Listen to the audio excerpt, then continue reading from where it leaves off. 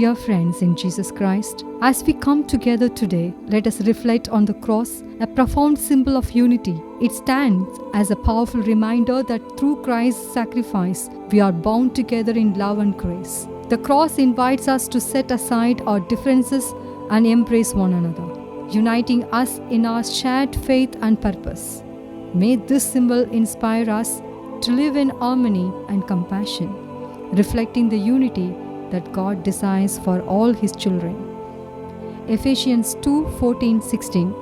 For he himself is our peace, who has made the two groups one and has destroyed the barrier, the dividing wall of hostility, by setting aside in his flesh the law with its commands and regulations. His purpose was to create in himself one new humanity out of the two, thus making peace, and in one body to reconcile both of them to God through the cross, by which he put to death their hostility. The Word of God. This is my story of how, in the wake of losing my beloved one, I found a path to healing and hope. After a great loss, I felt overwhelmed by grief and confusion. Every decision seemed impossible, and the cruel realities of the world felt more pronounced. In this dark time, my sister became my guiding light. Her support and wisdom helped me navigate through my pain, providing comfort and clarity whenever I felt lost. Turning to the cross, I found a new perspective. Its symbolism of sacrifice and redemption. The cross had helped me to understand that my struggle will lead to growth and renewed resilience. I'm here to share about the sufferings that I faced in my life and the measurements that I took to overcome it. Basically, I was not a believer of God, nor in His miracles. Where in one point of life, I find there are a lot of negative surroundings around me. And I find the steps that I really wanted to take forward, that is something is pulling me backward. And the things that I really want to do were the things I can't do. So there is a lot of miserable things that are happening in and around my life, which I don't find any of the solution for it. One day, I had a friend who always goes to the chapel and read the Bible verses, where I get agitated towards her action, and I reached the chapel the very first time in my life. The moment that I entered, I find the calm and composedness that's revolving around the chapel, which starts to smooth my soul.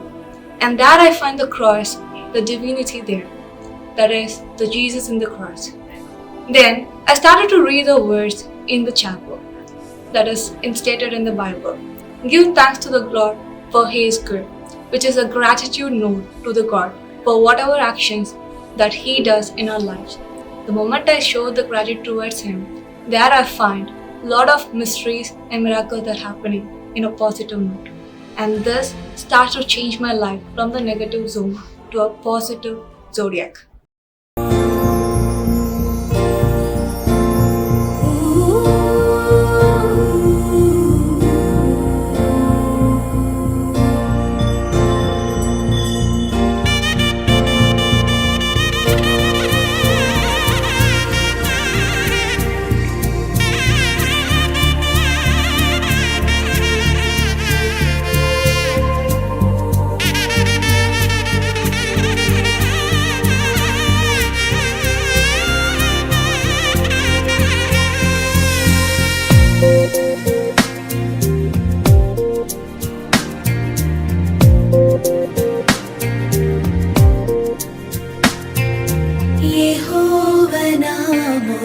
మురళాలించెను తన మహాదయను నను గణించెను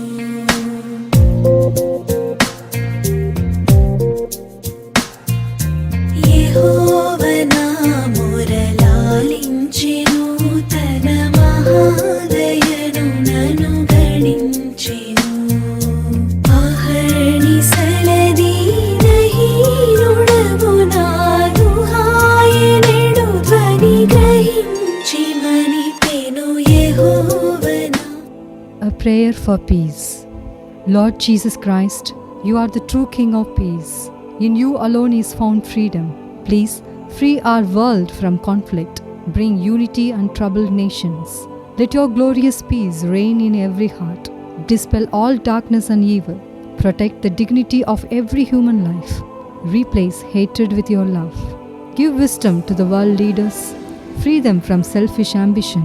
Eliminate all violence and war. Glorious Virgin Mary, Saint Michael the Archangel, every angel and saint, please pray for peace. Pray for unity among nations. Pray for unity among all people. Pray for the most vulnerable. Pray for those suffering. Pray for the fearful. Pray for those most in need. Pray for us all. Jesus, Son of the living God, have mercy on us. Jesus, hear our prayers. Jesus, we trust in you. Amen.